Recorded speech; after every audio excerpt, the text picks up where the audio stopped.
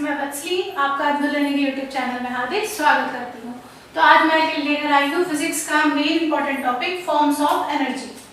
इसमें मैं एनर्जी के बारे में आपको बताऊँ क्योंकि मेन क्वेश्चन डेफिनेशन या इससे नहीं आता है, एग्जाम में ये आता है एनर्जी का फॉर्म किसी चीज में किस फॉर्म में चेंज होगा। मान लीजिए आ जाए कि एरोप्लेन उड़ रहा है तो उसकी एनर्जी किस फॉर्म में चेंज हो रही है। हम डैम में स्टोर करते हैं पानी तो उसमें किस फॉर्म में एनर्जी, तो ये इस तरह के क्वेश्चंस आ जाते हैं। लेकिन इससे पहले थोड़ा एनर्जी के बारे में पढ़ेंगे तब इन क्वेश्चंस पे आते हैं। तो चलिए आते हैं हम एनर्जी पर। तो हमारा एनर्जी मतलब ऊर्जा, जो ऊर्जा होती है। अगर हम आम भाषा में बात करें तो हमारे अंदर की क्या ऊर्जा है, हम जितनी एनर्जी के साथ कोई वर्क करते हैं वो हमारी एनर्जी के ही कारण तो होता है। लेकिन इस एनर्जी को कई टाइप में डिस्ट्रीब्यूट किया गया है, इसके कई फॉर्म्स हैं। लेकिन मेन इस एनर्जी के दो हैं, कुछ ने दो से ज्यादा टाइप बताए, कुछ ने उसी दो के अंदर उसके सब टाइप बताए हैं। लेकिन एटलीस्ट ये चीज है कि मेन एनर्जी क्या होती है। तो एनर्जी को मेन दो टाइप में दिया गया है, kinetic energy, potential energy. Kinetic energy मतलब गतिज ऊर्जा और पोटेंशियल एनर्जी मतलब हमारी स्थितिज ऊर्जा। देखिए नाम से ही पता चल रहा है गतिज ऊर्जा। गतिज ऊर्जा मतलब गति, मोशन। गतिज ऊर्जा इट मींस मोशन, नाम से ही पता चल रहा है ना। गतिज ऊर्जा मतलब मोशन हो गया हमारा, मतलब एनर्जी का मूवमेंट करना, energy of movement. Potential energy स्थितिज ऊर्जा मतलब स्टोर्ड ऊर्जा, स्टोर्ड एनर्जी मतलब ऐसी एनर्जी जो स्टोर होती हो। और काइनेटिक ऊर्जा ऐसी एनर्जी जिसमें मूवमेंट होता। तो एनर्जी के मेन दो पार्ट क्या थे, एक गतिज ऊर्जा और एक स्थितिज ऊर्जा। गतिज ऊर्जा ऐसी ऊर्जा जिसमें गति हो, मोशन हो। जैसे पिस्टल हम लेते हैं, उससे जब पिस्टल चलाते हैं उससे गोली निकलती है, तो गोली जो मूवमेंट कर रही होती तो वो क्या होती, गतिज ऊर्जा होती, क्योंकि उसमें क्या एनर्जी ऑफ मूवमेंट, मोशन है। ठीक है, तो गतिज ऊर्जा ये हो जाती है। गतिज ऊर्जा का अगर इधर बता दें, गतिज ऊर्जा को k से डिनोट करते हो, k = ½ mv², where m is mass and v is velocity। Okay, और पोटेंशियल एनर्जी की बात करें हम, अगर स्थितिज ऊर्जा, तो स्थितिज ऊर्जा तीन चीज पे डिपेंड करती है। एग्जाम में अगर तीन टाइप के क्वेश्चन इंक्लूड हो रहे हैं तो वो है एक हाइट, एक शेप और एक स्टोर। कहने का मतलब क्या होगा, इसमें तीन टाइप की चीजें आएंगी। एक अगर हाइट से रिलेटेड क्वेश्चन हो, एक शेप या साइज, ठीक है, फिर एक स्टोर। इन तीन से रिलेटेड चीजें हैं अगर किसी भी क्वेश्चन में, तो वो हमारी पोटेंशियल एनर्जी में आएंगी। हाइट ले जाने का मतलब क्या हो गया, शेप साइन चेंज हो जाता है इसमें। हाइट मतलब ऊंचाई, कोई चीज ऊंचाई पे जाए, ठीक है, फिर वापस वो आए, मतलब एक ऊंचाई पर ले जाना किसी चीज को, फिर वहां पे रुक करके कुछ सेकंड या फ्यू सेकंड बिल्कुल, तो वो स्टोर के कारण ही तो हुआ। तो अगर हाइट की बात हो रही, क्योंकि इसका फॉर्मूला जो होता है इसका u = mgh, where h is height, g is gravity, m is mass। तो हाइट की बात देखिए फॉर्मूले में आ रहा है, हमारा फॉर्मूले में आ रहा है हाइट। तो हाइट से रिलेटेड हो, शेप या साइज चेंज। शेप या साइज चेंज करने की बात करें, जैसे कि हम स्प्रिंग लेते हैं, पेनों में पहले स्प्रिंग लग के आती थी, ऐसे भी स्प्रिंग बड़ी स्प्रिंग, उन स्प्रिंग को हम लोग कई बार ऐसे खींचते हैं तो वो क्या होती है, स्प्रिंग है, खींचा ऐसे हुई, मतलब उसके शेप और साइज में चेंज हो गया, तो वो एक तरह से स्टोर्ड हो गया ना। तो इस तरह के चेंजेस जो होते हैं वो भी हम पोटेंशियल एनर्जी में लेते हैं। स्टोर्ड एनर्जी, स्टोर करना मतलब कि उसको कलेक्ट करके रखना, मतलब जैसे कि चाबी, वो टॉय देखे चाबी भरने वाले, हम क्या करते हैं, चाबी भरते जाते हैं, तो वो क्या करता है, अपने अंदर एनर्जी स्टोर कर रहा है, तभी तो जब छोड़ते हैं तो वो चाबी मूवमेंट होती है और टॉय वर्क करता है, मोशन में आता है। तो उसने अंदर क्या करी, अपनी एनर्जी स्टोर करी ना अपने अंदर एनर्जी, तो इस तरह की एनर्जी स्टोर हो गई। तो पोटेंशियल में अगर इन तीन टाइप की चीजें किसी रीजन वाले में आ रही है तो वो पोटेंशियल एनर्जी, जिसमें हाइट हो, शेप या साइज चेंज हो रहा है या स्टोर हो रहा, तो वो पोटेंशियल एनर्जी में आएगा। तो ये दो एनर्जी मैक्सिमम यूज होती है, ठीक है। अगर इन दो एनर्जी को हम सम कर दें, k + u,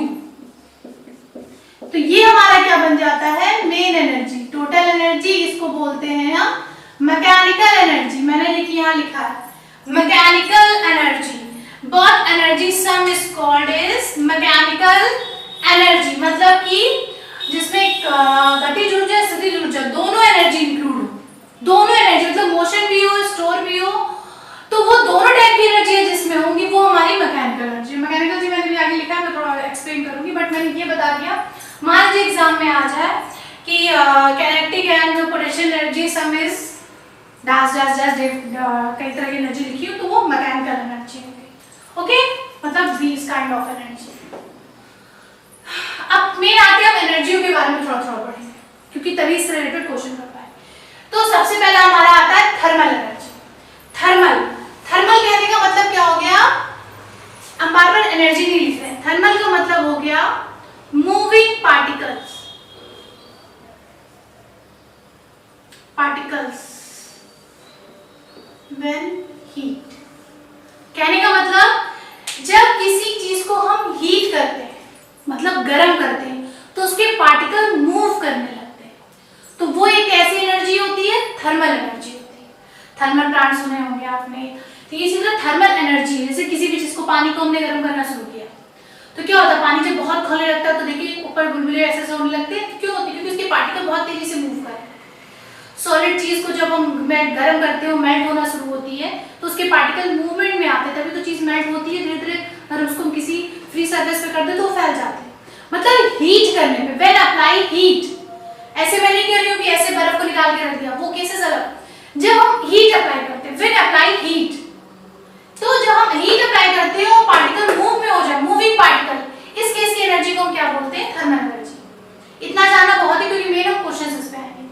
सेकंड इज हमारा आता है mechanical energy. Mechanical energy, energy of object in motion, object in motion. हम बार बार एनर्जी ऑफ नहीं लिख रहे हैं, आप लिख ऑब्जेक्ट इन मोशन। ये डायग्राम इस तरह बना लीजिएगा, उसके नीचे लिख लीजिएगा तो आपको याद रहेगा। मूविंग पार्टिकल हीट के केस में object in motion.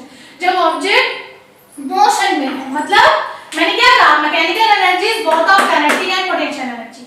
Kinetic energy is a motion energy and potential energy is a stored energy. Stored in otherwise height, shape, store, ये सारी चीजें पोटेंशियल एनर्जी में आती हैं। इन दोनों का कॉम्बिनेशन है मैकेनिकल एनर्जी होता है हमारा। ओके, तो नॉर्मल कहने का मीन क्या है, स्टोर एनर्जी भी क्या होती है, पहले मूवमेंट होगा तभी स्टोर होगी ना।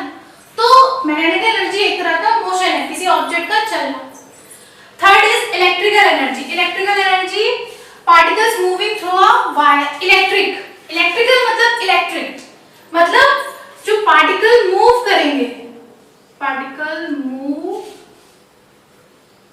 Through a wire. अब इसमें वायर वर्ड है, वायर में जो वायर होते हैं, बिजली के तार वार देखा है ना आपने, उसमें पार्टिकल जो मूव करते हैं वो किस रीजन से होते हैं, इलेक्ट्रिकल एनर्जी से हमारे होते हैं। देखिए जब हम प्लग ऑन करते हैं तो क्या होता है, जो हमारे अंदर वायर पड़े होते हैं सर्किट्स में, उसमें क्या हो जाता है, इलेक्ट्रॉन्स होते हैं, इलेक्ट्रॉन्स मूव में आने लगते हैं, मूवमेंट करने लगते हैं। वो किस वजह से, इलेक्ट्रिकल एनर्जी की वजह से। तो इलेक्ट्रिकल एनर्जी में क्या होता है, जो पार्टिकल्स होते हैं वो मूव करना स्टार्ट करते हैं वायर में, तो वो किस एनर्जी की वजह से होता है, इलेक्ट्रिकल एनर्जी की वजह से होता है। Next is magnet energy. Magnet energy, energy causing push और पुल, एनर्जी कॉजिंग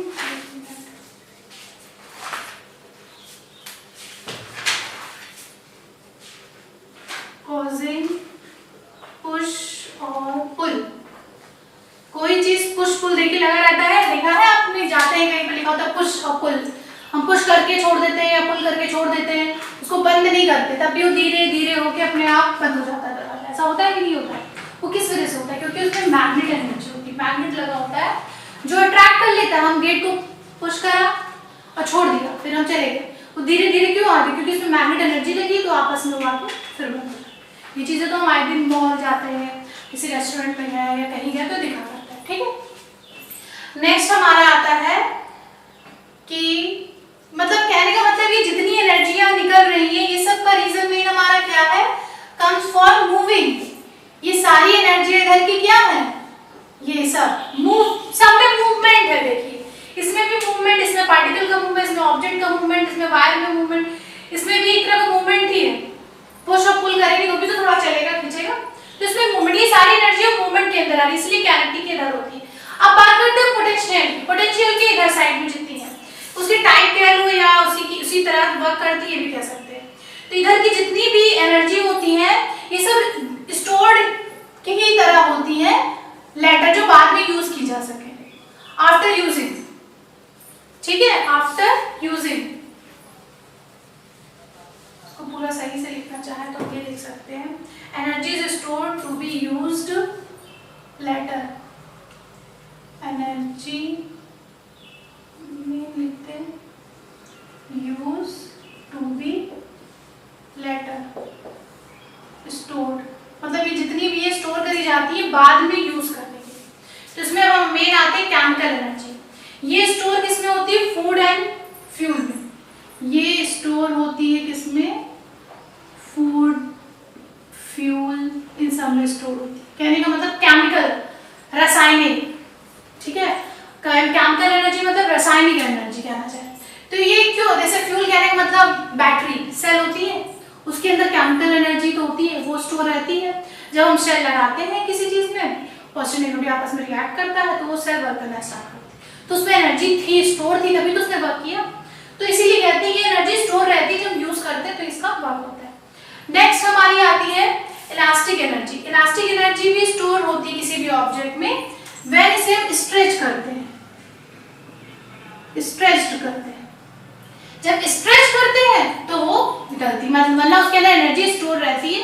जब हमने स्ट्रेच किया, जैसे स्प्रिंग को मैंने बताया था, तो स्प्रिंग क्या था, लेकिन जब मैंने खींचा तो स्प्रिंग बढ़ी, तो है पोटेंशियल एनर्जी के अंदर का पार्ट। जैसे अगर पोटेंशियल एनर्जी लिख के आया तो आप पोटेंशियल एनर्जी लिख कर, लेकिन कभी कभी पोटेंशियल एनर्जी लिख के नहीं आएगा, ये लिख कर आ सकता है।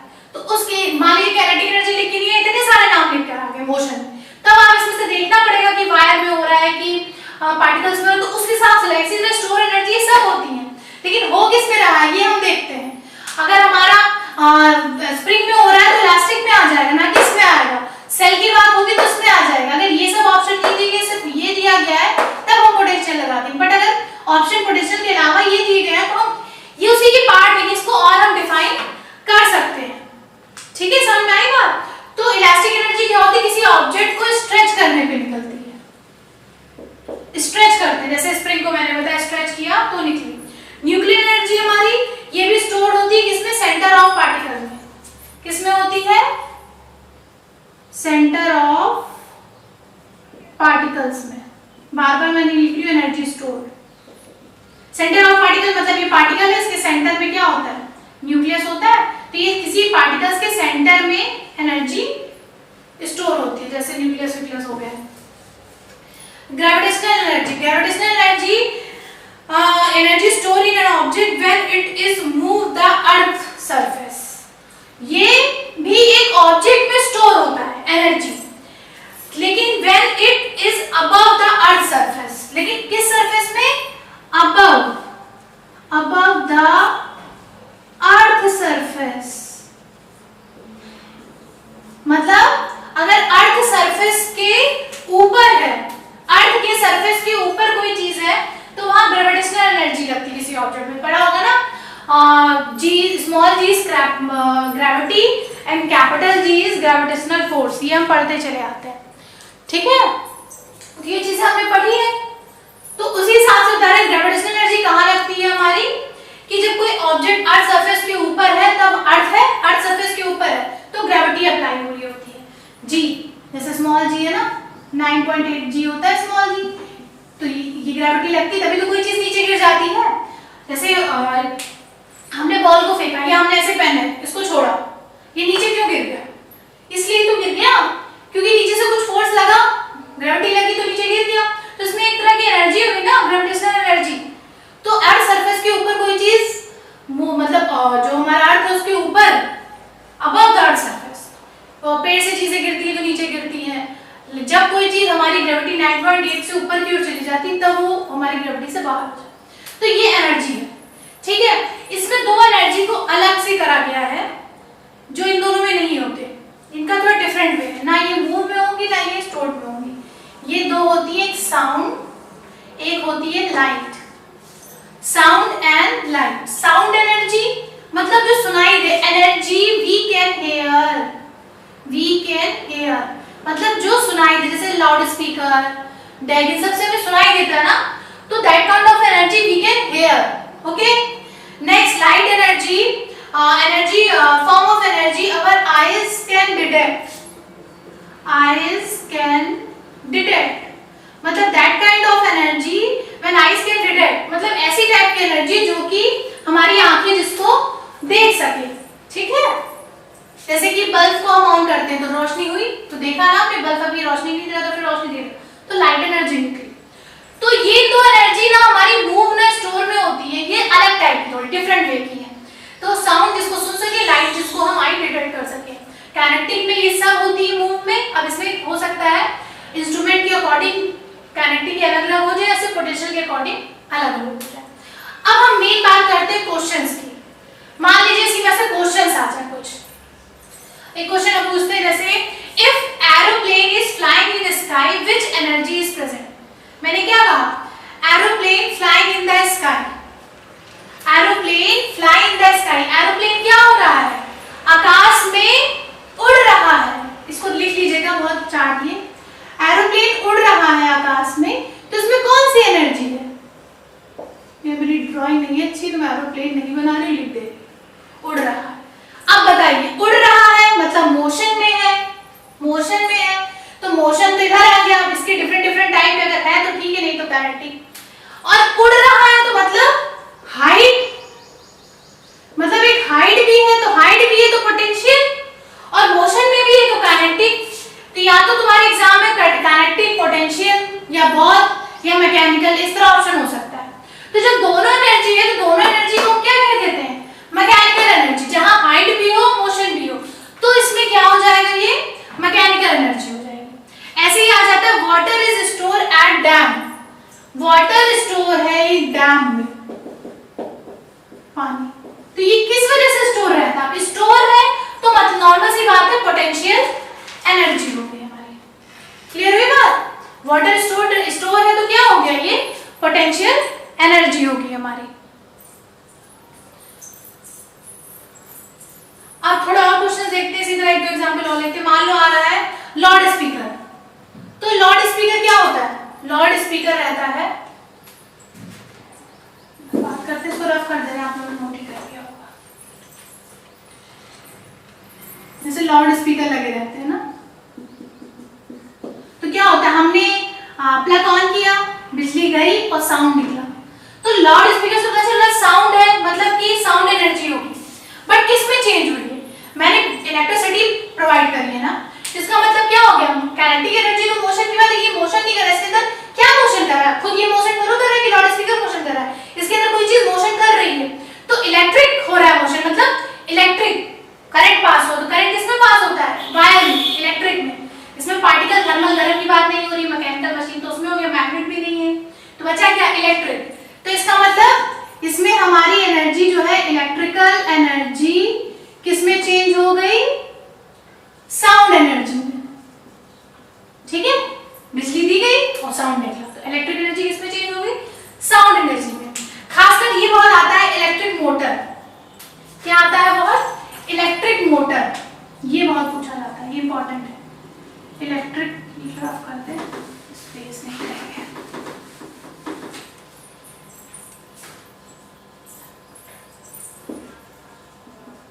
इलेक्ट्रिक मोटर ये बहुत इंपॉर्टेंट है, काफी पूछा जाता है.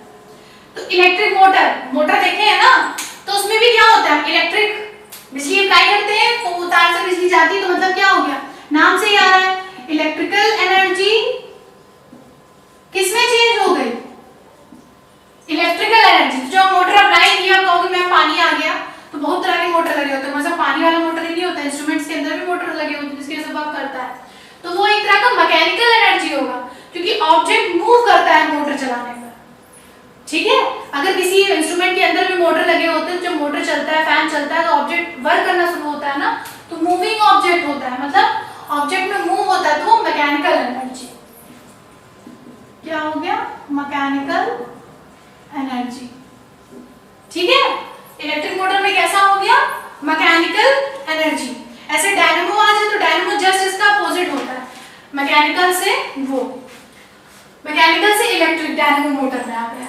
अगर डायनेमो आ गया तो इसका रिवर्स, इससे इसमें जाएंगे, मैकेनिकल से इलेक्ट्रिक।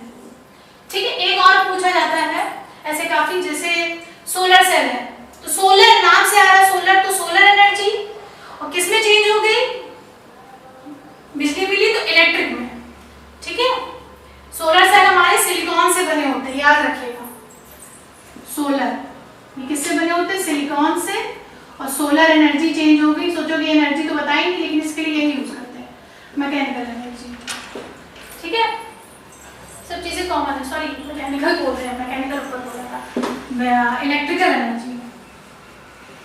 सोलर एनर्जी से हमें इलेक्ट्रिक होता है, जो लाइट में चली जाती है, जिसके यहाँ सोलर ऊपर लगे होते हैं, तो क्या होता है, अंदर नीचे की बिजली इसकी जल जाती है, मतलब इलेक्ट्रिक्स में फ्लो हुआ तो वो इलेक्ट्रिकल एनर्जी में हुआ। ठीक है, ऐसे बैटरी है, तो बैटरी में क्या होते हैं, केमिकल होते हैं स्टोर, तो जब हम लगाते हैं तो फिर क्या हो जाता है, वायर में मूवमेंट आ जाता है, मतलब इलेक्ट्रिकल एनर्जी। कहाँ गया केमिकल, हाँ ये केमिकल एनर्जी है सेल में।